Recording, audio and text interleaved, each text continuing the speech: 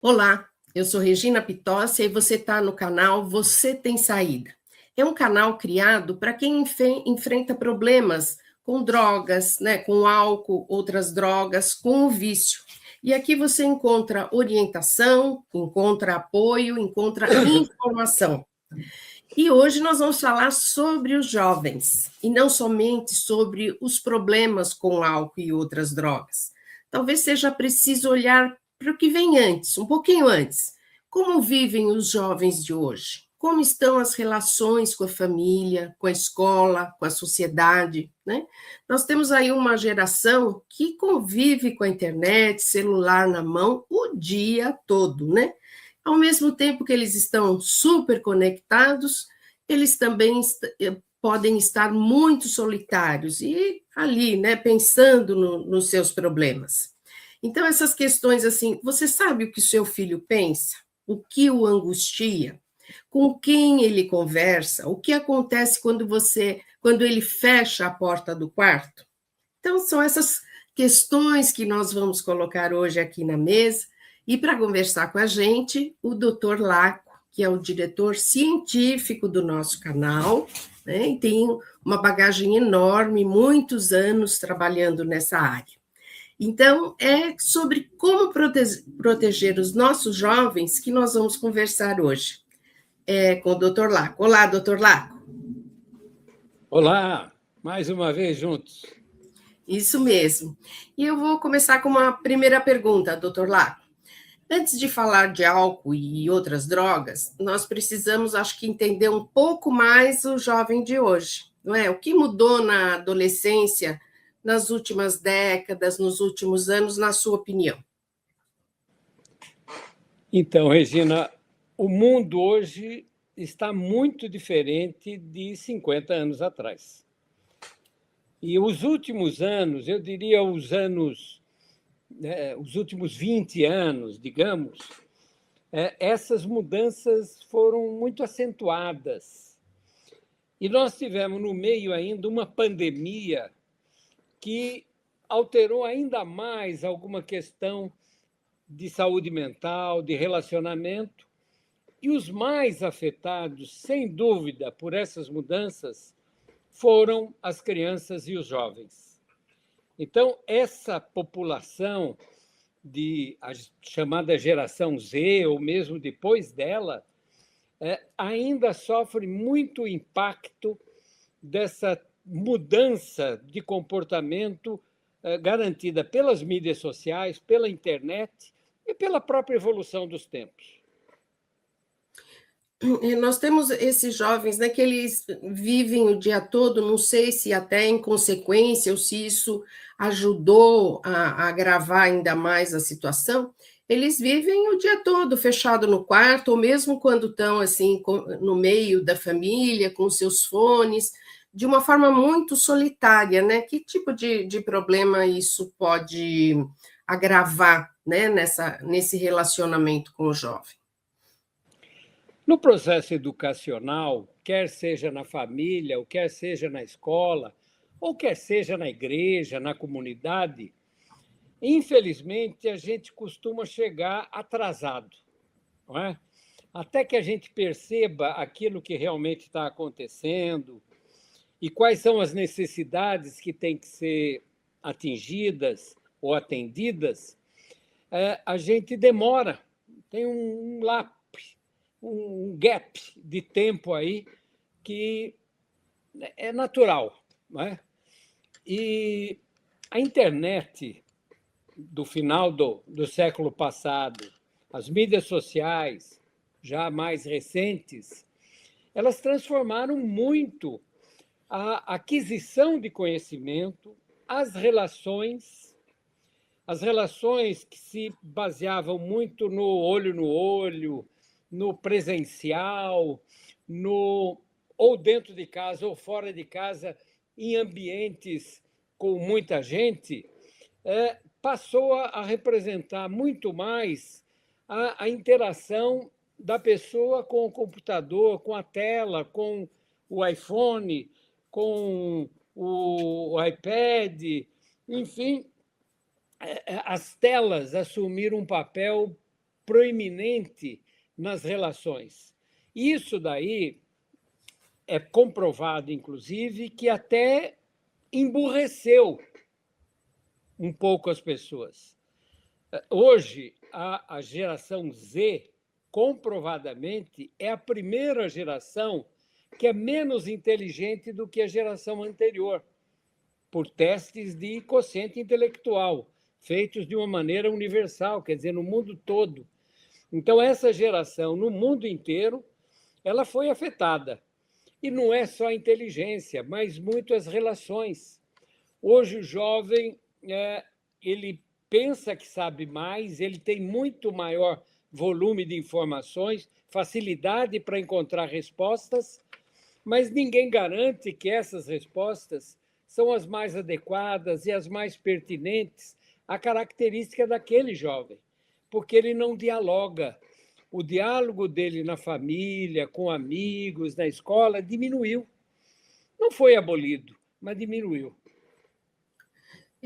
Doutor Laco, na verdade, o que a gente vê hoje, assim, em muitas famílias, é que não existe uma conversa de verdade, né, como antigamente. Me parece que muitas famílias, elas convivem no mesmo espaço. E diante desse cenário que o senhor acabou de descrever, é importante que alguém esteja vendo e fazendo uma curadoria, dando orientação sobre o conteúdo que o jovem está vendo. Regina, eu sempre fui, e agora talvez eu seja ainda mais, um observador das pessoas. E eu vejo nos restaurantes, nos shoppings, na rua, nos parques, nas academias, quase todo mundo está com um celular na mão. Numa mesa onde tem 4 pessoas, a maioria das vezes eu encontro 4 pessoas não olhando uma para a outra, mas olhando para o celular. Quer dizer, o celular, a tela, passou a ser o Deus, passou a ser o dominante da situação. Isso daí empobrece o diálogo, empobrece a relação, empobrece a aquisição de conhecimento, empobrece até a relação afetiva. O afeto foi transformado. Isso daí é impossível de não ter um impacto na população. E a gente nota isso, né? Por exemplo, suicídio. Suicídio aumentou muito nos últimos anos. No Brasil, no ano 2021, de 10 a 24 anos, 18 mil mortes, um aumento de 38%, se considerar de 2000 para 2021, 38%. Hoje, a terceira causa de morte na população de 10 a 24 anos. Então, o suicídio, e cada suicídio representa 10 a 20 tentativas de suicídio antes. Quer dizer, é um pedido de socorro que os jovens estão nos mandando. Eu estou sozinho, eu estou isolado, eu não sei direito o que fazer da minha vida. E jogar isso como única responsabilidade para a família, ou para a escola, ou mesmo para a comunidade, para a igreja, não está correto. A gente tem que distribuir essa responsabilidade. E é para isso que é necessário não só que a gente leve esse alerta para as populações, mas, principalmente, que a gente aponte que os governos municipais, estaduais e o federal, proximidade agora de eleição, têm uma responsabilidade grande, não só em produzir programas, mas principalmente em ativar programas. Eu descobri, para essa entrevista, E olha que eu sou uma pessoa antenada. E eu descobri que, desde 2012, há uma política nacional de atenção integral à saúde de adolescentes em conflito com a lei. Aqueles adolescentes que cometeram alguma coisa que a lei não permite e que, por isso, foram encaminhados para um juizado, para um Ministério Público, até, às vezes, para uma internação numa fundação casa ou similar. Então, existe essa política nacional. Eu já trabalhei com vários municípios, inclusive aqui da região onde eu moro, em Alagoas, em Japaratinga, e ninguém sabe nada disso. Ninguém nem ouviu falar. Então, esses jovens, eles são pouco atendidos, não só durante a prestação de serviços ou o cumprimento de algumas obrigações, mas no depois. Não é? Então, há necessidade de políticas públicas pensadas, e nós temos exemplos bons para ilustrar isso. Eu poderia até já lembrar para você a questão da Islândia, que, embora seja um país pequeno, 300 mil habitantes, é exemplar. Não é? Porque a Islândia estava muito preocupada com a saúde mental dos seus jovens, e principalmente com o abuso de álcool e outras drogas. Isso nos anos 90 do século passado. E, a partir de 1998, eles começaram um programa baseado em entrevistas, em pesquisas com os adolescentes, todos os adolescentes foram pesquisados, e essas pesquisas são repetidas a cada 2 anos, para ver o que está mudando, principalmente dirigido à questão da saúde mental e do uso e abuso de drogas. E eles conseguiram, com essas medidas, por exemplo, álcool, diminuir para a população de 14 a 16 anos para 5% o uso de álcool no mês anterior. O tabaco, 3%. Maconha, 7%. Nesses jovens de 14 a 16 anos. Para você ter uma ideia, esse número, quando a gente pega a Europa, é 47% o uso de álcool nos últimos 30 dias. 13% o uso de tabaco. Maconha é similar. E na América Latina também, na OPAS, não só América Latina, nas Américas, é 35% o uso de álcool no mês anterior e 17% o uso de tabaco.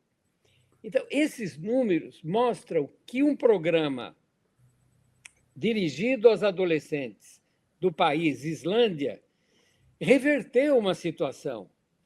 E são programas que avaliam os fatores de risco e os fatores de proteção e, logicamente, diminuem os de risco e aumentam os de proteção, principalmente fornecendo informações, dando, estimulando, criando oportunidade de atividades extra-escola, teatro, cinema, dança, esporte, né? E aumentando o tempo de interação com os pais, aumentando o diálogo intrafamiliar. E aí entra também, e isso eu coloco além, porque o trabalho não mostra isso, o controle das mídias sociais, né? Através de limites para o uso do celular e de outras telas. Então, o senhor, pelo que a gente conversou até aqui, o senhor está mostrando vários caminhos, né? Porque tem saída, a gente sabe que tem saída, de aumentar essas camadas de proteção com os jovens, né? Então, a gente vê que pode começar dentro da família, dentro de casa, mas não é só, né? Existe o poder público que também precisa estar envolvido nessa questão, com esses programas, né, bem-sucedidos que o senhor citou, e até essas iniciativas que realmente acho que não é de conhecimento da grande maioria da população, né? Como nós temos aqui. E o papel da escola nesse caso? A escola é um ambiente protegido e é um ambiente obrigatório hoje para crianças praticamente de todas as idades, porque com a ampliação da educação infantil, das creches e da educação infantil sequencial, as creches, nós temos as crianças praticamente desde os 6 meses de idade com a oportunidade de estar na escola. Né? E as creches estão aumentando muito, no Brasil particularmente. Eu lembro que São Paulo tinha problemas graves de vagas em creches, e já há alguns anos, desde o último governo do Haddad, ele conseguiu zerar a fila. Então, nós temos um atendimento à população. Só que atender a população só não resolve. Né? Essas instituições escolares, elas têm que estar preparadas para esse novo tempo, para essas novas responsabilidades. E eu acho que a maioria das escolas não está. A maioria das escolas tenta fazer alguma coisa, mas muito no acaso, muito na explosão de casos que ocorreram, e não como um programa continuado de atuação. Né? E nós temos também, no Brasil, o problema do abandono escolar. Hoje, fora da escola, ou que não concluíram a educação básica, nos jovens de 18 anos, nós temos, até 18 anos, nós temos 70 milhões de brasileiros. É assustador. Então, muita gente abandona a escola. Existe um programa que, eu não sei se começou aqui em Alagoas, mas com certeza aqui em Alagoas foi muito vitorioso, foi de dar um incentivo monetário para a criança ficar na escola, no ensino médio. Eles recebem cerca de R$ 100 por mês se eles não faltarem, se mantiverem notas boas. Então, é um estímulo não só à presença, mas à assiduidade e desempenho. E, ao final do curso, eles recebem uma bolsa de R$ 2.500, que é um valor fabuloso aqui em Alagoas para esse jovem fazer alguma coisa de interesse dele ou da família mesmo. E mais recentemente, o governo federal, eu acho que foi o ano passado, a deputada Tabata Amaral, que apresentou o projeto Pé de Meia. O Pé de Meia faz uma coisa similar com o ensino geral. É uma verba federal que estimula a criança a ficar na escola. Então, nós precisamos criar essas políticas públicas e aplaudir, né? E incentivar que as escolas aproveitem o tempo que elas têm para que criem essas atividades extracurricular, dança, teatro, cinema. Regina, eu lembro de mim, vou falar da minha vida. Eu fiz o meu curso ensino médio, na época chamava-se científico, eu fiz na cidade de Araras. Era uma cidade de cerca de 30 mil habitantes. Lá nós fazíamos teatro, cinema, muita atividade esportiva, atividade do grêmio da escola, nós produzíamos jornais, né? Nós tínhamos uma imprensa, quer dizer, nós conseguíamos ter uma vida rica dentro da escola e por causa da escola. A escola tem esse papel não só de incentivar, mas de criar facilidades, oportunidades para que as coisas aconteçam. É comprovado que se eu aumentar as atividades, a Islândia mostra isso, e não só a Islândia, porque o programa da Islândia está sendo replicado em vários locais da Europa, não por países, mas por municípios, por cidades, que é mais fácil de uma população mais limitada você criar essas oportunidades, esse desenvolvimento de programas. Então, a gente sabe que se a gente criar isso, nós vamos diminuir, nós vamos aumentar a interação, nós vamos diminuir suicídio. E mais importante, Regina, custa caro a gente cuidar do problema. Custa caro, mas custa barato a gente prevenir os problemas. A prevenção é o caminho, e o caminho está traçado para a escola, para o ensino público, para as comunidades, para as igrejas, juventude, desde a infância, não é pegar depois dos 12 anos, não, antes, lá atrás, e dar música, teatro, cinema, dança, esporte, para que essas crianças deem vazão ao seu energia potencial criativa e possam se desenvolver melhor. Muito interessante, doutor Laco.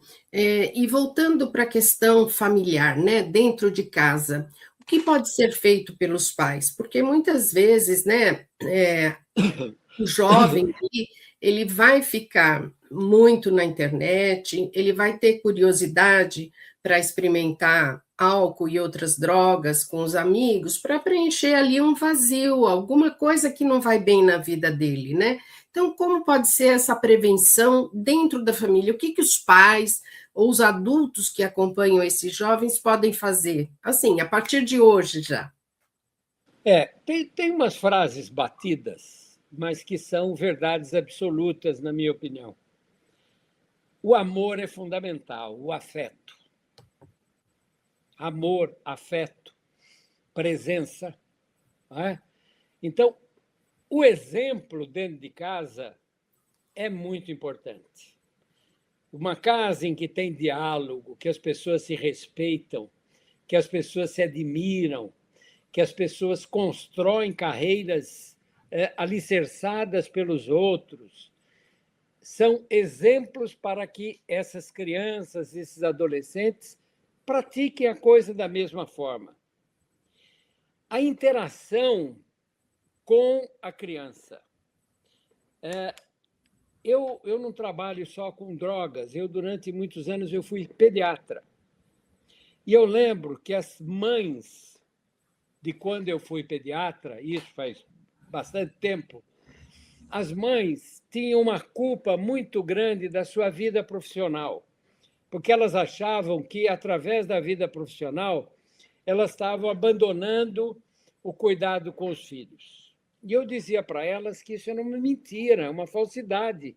A minha mãe era uma professora primária que sempre trabalhou, ganhava o dinheiro dela e tinha uma atividade que ela levava essa importância para dentro da nossa casa, né? Mostrando que a tarefa de uma família é se construir junto.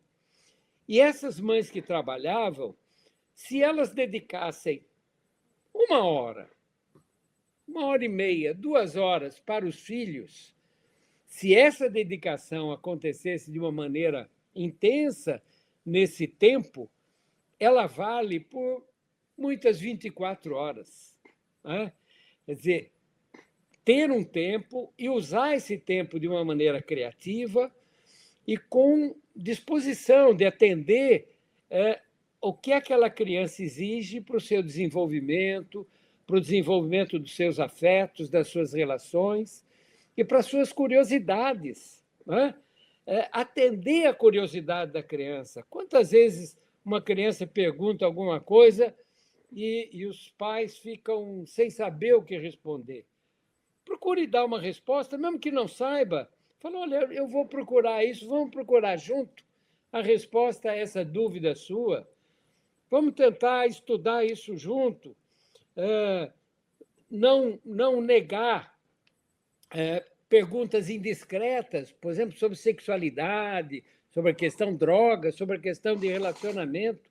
Tem uma abertura, tem uma janela para essas coisas. Então, pôde criar limites também para essas crianças, né? Criar limite não é ruim, é afeto. Né? Quando eu impeço uma criança que está no 12º andar de um prédio de se aproximar da borda, porque ela pode cair, eu estou protegendo.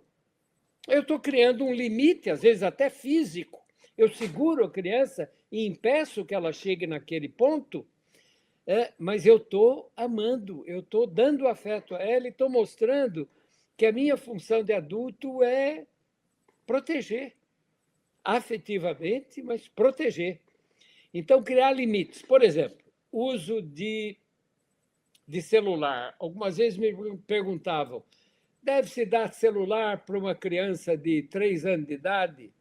Eu não tenho resposta, eu não sei. Né? Eu gostaria muito de ter uma resposta pronta e efetiva. Eu não sei. Mas eu posso, independente dessa idade, estabelecer limites. Tá? Que posso estabelecer limite de idade também. Vou só dar um celular a partir dos 5 anos, ou 4 anos, ou 6 anos. Mas, quando der, limitar o número de horas de uso. Por exemplo, 2 horas por dia de uso de telas. Né? Evitar antes de dormir e durante as refeições. E estimular atividades que o celular não precise ser usado como companheiro. Infelizmente, eu vejo muita criança receber o celular porque a mãe não quer interagir com ele, ou não se sente capaz, ou não, acha que não tem tempo para isso. Então, a família pode fazer muito, junto com a escola e junto com a comunidade, e, logicamente, junto com o governo. O governo fez a sua parte. Muitos governos, municipais, até estaduais, começaram a proibir a entrada do celular dentro da sala de aula. Isso já ajuda muito, é um limite. E as crianças e os adolescentes precisam de limites. Doutor Lac, falando um pouquinho dos sinais, né? O que deve chamar a atenção dos pais para ver, entender rapidamente, compreender a situação e evitar que a situação se agrave? A criança ela emite sinais claros de que ela está precisando de alguma coisa. Né? Aquilo que eu falei do suicídio, por exemplo, e das tentativas de suicídio, como sendo um pedido de socorro, é um sinal extremo. Né? A gente não deve facilitar para chegar nisso. Né?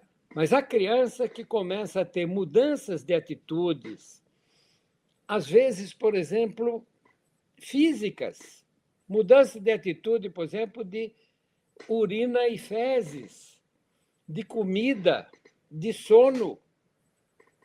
Prestar atenção nisso e levar num profissional, pedir ajuda de um profissional, de um pediatra, de um psicólogo, né, de um orientador da escola, e comunicar, olha, eu estou achando estranho. Né? Eu sei que, às vezes, a escola não dá muito uma resposta disso. A escola, muitas vezes, não está preparada para isso. Mas mais famílias fazendo isso, a escola vai sentir a necessidade de se preparar. Numa idade um pouco mais para frente, vamos dizer, já no ensino fundamental, isso que eu falei se aplica muito a crianças pequenas, né? Muita birra, muito problema de relacionamento, muita agressividade, precisa ser entendido como algo que precisa de cuidados. Não é que é patológico, não é que é problema, não. Algo que precisa de atenção e cuidados. E no ensino médio, queda de rendimento escolar, sono de mais ou sono de menos, comida de mais ou comida de menos, muita tela, né? Muito isolamento, tudo isso chama atenção e tem que ser cuidado. E a gente não pode deixar para amanhã, tem que fazer isso hoje, imediatamente. E, como eu falei, fazer o preventivo é muito melhor do que o curativo. Então, se eu crio a interação, se eu dou exemplos, eu não uso droga, eu não jogo nas bets, eu não, eu não me excedo nos meus rompantes de raiva, de ódio, de discussão, eu estou dando bons exemplos. Né? Se eu faço tudo o contrário, depois eu vou ter que corrigir.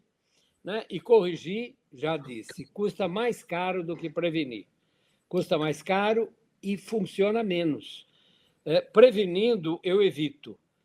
Tentando curar, eu consigo, às vezes, total ou parcialmente. Então, é melhor não chegar no tentar curar. É prevenir, é ter atitudes de aumentar as convivências e aumentar as atividades, principalmente em família, mas atividades diferentes, extraordinárias. Né? Piquenique, acampamento, visita a museu, visita a zoológico, visita a parentes, passeio na rua, na praça. O limite do que a gente pode fazer é muito amplo. Né? Numa cidade como São Paulo, por exemplo, então, Deus me livre, né? Tem tudo para fazer com as crianças e dá para fazer muita coisa com baixo custo. E, doutor Laco, nesses anos todos, né, acho que décadas, né, dessa vida do senhor cuidando da dependência, quantas vezes o senhor entendeu que ali naquele caso o problema começou muito antes de um jovem ser dependente de álcool, outras drogas? Como que o senhor analisa isso? Quer dizer, é fácil essa compreensão de que os problemas eram anteriores a chegar a essa etapa da dependência? Com certeza, Regina, com certeza, tudo começa bem antes. Né? Álcool, por exemplo, que muitas famílias, muitas autoridades, muitos candidatos não entendem como uma droga passível de prevenção, né? É porta de entrada para outras drogas. Né? Muitas vezes, a criança ou adolescente que começa a usar álcool é um grande candidato a, num futuro bem próximo, está usando maconha, está usando cocaína, está usando drogas sintéticas. Então, a coisa não começa pelo fim, a coisa começa pelo começo. E o começo é de crianças que têm menos problemas. Não vamos nos esquecer das vulnerabilidades sociais. Né? Jovens em conflito com a lei, no Brasil, são do sexo masculino, negros, de baixa renda e com histórico de evasão escolar. Então, tudo isso aumenta o que? A criminalidade. Nós estamos tão preocupados com segurança pública, roubo de celular, assalto, homicídio. Tudo começa... Quer prevenir isso? Previna na infância.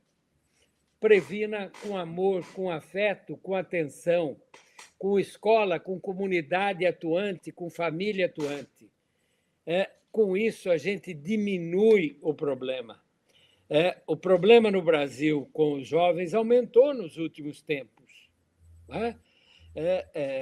E isso por falta desses programas, por falta dessas atenções. E, sem dúvida nenhuma, o uso e abuso de drogas começa por outras transgressões antes. Né? Começa pelo descaso ou pelo mau olhar que a família tem para o cotidiano daquela criança, daquele adolescente. Então, mais uma vez digo, prevenir custa menos, é mais fácil de fazer, é custoso, né?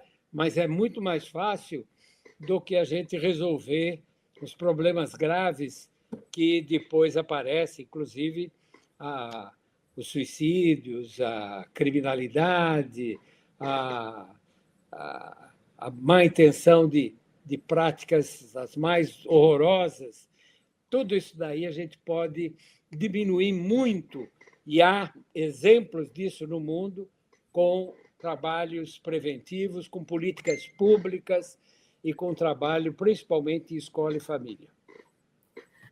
Bom, você está no Você Tem Saída, esse é o nosso canal, mas nós temos um site também, que é o vocêtemsaída.tudojunto.com.br.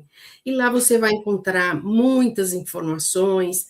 Lá nós temos um manual com um passo a passo para você entender a doença, para você saber qual a melhor abordagem para um dependente químico, seja ele um jovem ou um adulto. Então, são várias informações ali que nós fazemos, né, um convite a você para caminhar junto com a gente, porque a gente sabe que tem saída. Então, lá você vai encontrar vídeos, informações, uma parte cultural, falando dos filmes, dos livros que abordam esse tema. Nós esperamos você lá para caminharmos junto. E, doutor Laco, um último recado para os pais. Pai, mãe, você tem saída, não é? Há caminhos, há formas de atenuar o problema, há formas de intervir, caso o problema já esteja colocado, há formas de fazer intervenções que são eficazes, né? Não se sinta perdido, não se sinta sozinho, você está amparado por nós, por muita gente que, bem intencionada, está trabalhando nesse nosso Brasilzão aí, para tornar a nossa infância, a nossa juventude muito melhor, muito mais ativa, muito mais campeã e cada vez mais com visão de futuro, que hoje em dia está difícil, mas nós podemos criar essas situações. Então, você não está sozinho. Venha conosco, porque você tem saída. É isso, a gente vai ficando por aqui, mas pedimos para você dar o seu like lá, nos seguir no Instagram, no Facebook, em várias redes sociais, né? E obrigada por ficar com a gente até aqui. E até a próxima.